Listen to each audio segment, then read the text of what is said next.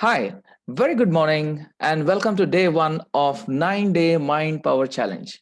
I am Anant Kasibhatla, focus and memory coach. Let's start with memory today. First of all, I want to talk about a bit of understanding on memory.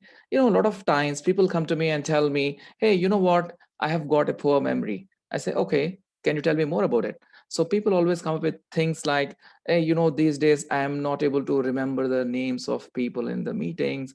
My mind went blank in the examination hall. I forgot to pick up my dry cleaning, and these kind of things people do share with me. I do understand that there are challenges, but let's try to clearly understand the entire thing of memory in a nutshell. All right. So, first of all, if you want to take your memory to the next level, first thing is you have to have a proper understanding. Now, understanding, I mean, two things there. One is you have to accept that you have a great memory. Now, don't accept just because I'm asking you to accept. Now, let's put it to test. So, I've got two things for you to do. If you want to accept that you have a great memory, you can check two things. One is try to forget something which you already know. Consciously try to forget something which you already know. Is it possible?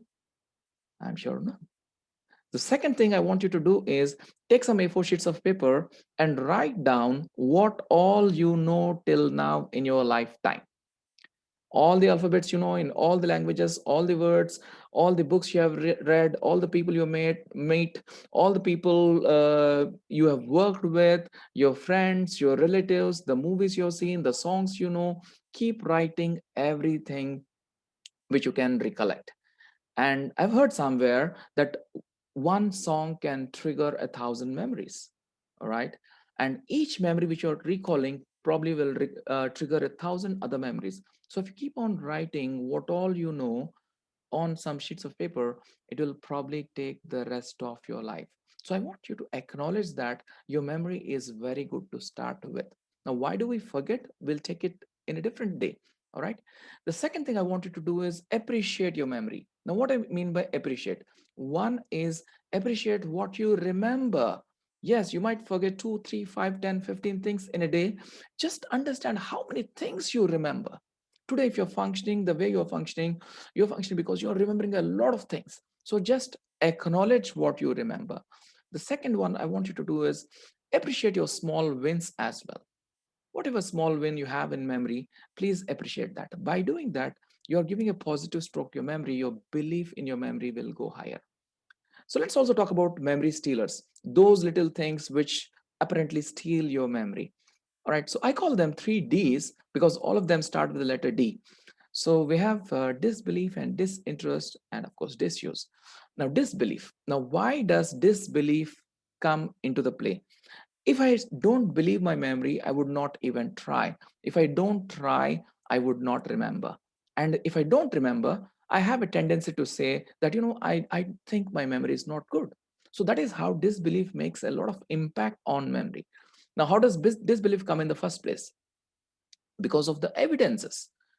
Now, what I mean by evidences, people always look for those things where their memory ditched them.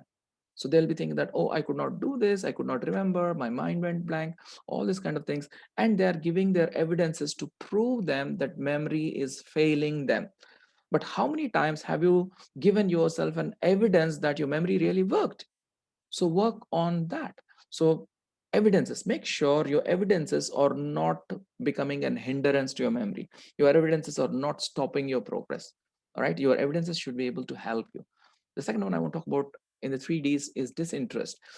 I don't have to really talk a lot about it. Your memory is directly proportional to the amount of interest you have. All right, more interest, more memory, less interest, less memory. The third one, which is hampering memory, is disuse. Most people don't use as much memory as they should be using. Do you remember the old days where you did not own a mobile phone? There was no, storage devices those days. People used to remember a lot of numbers, remember a lot of stuff because they cannot write it anywhere. Now, because we have a phone, we have a device, what we do is most of the time we just take the things and put in the memory of the device and say, oh, it's safe with me.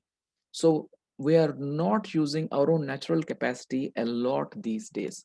So when you can kick these three out of your system, disbelief, disinterest, and disuse, your memory will naturally go higher. And I want to talk about the drivers of memory as well. There are two things which really, really drive your memory. One is necessity, and two is interest. So you should either have necessity or interest for your memory to kickstart and work. At least one of them. If you have both necessity and interest, fantastic. Your memory will be really, really working in that area.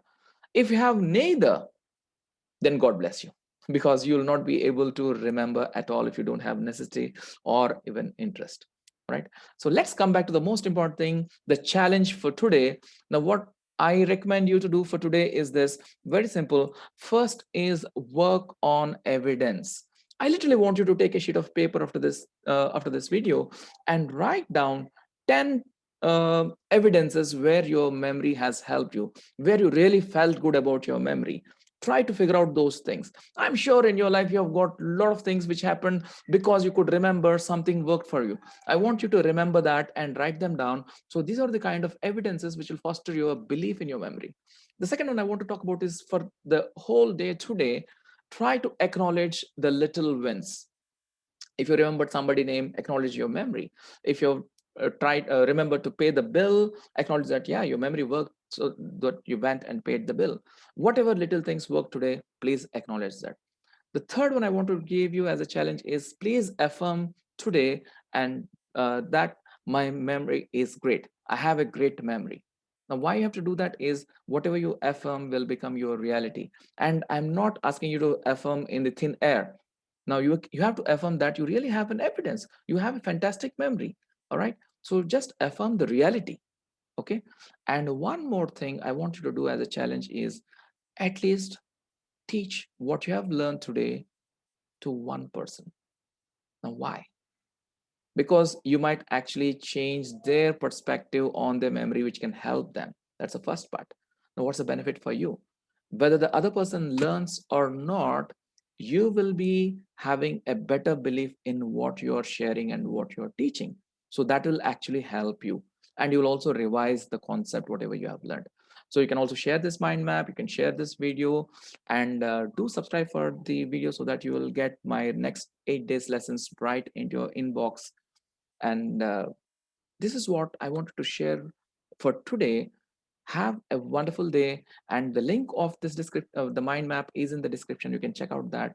uh, have a wonderful day, and keep remembering and stay focused. Thank you and bye.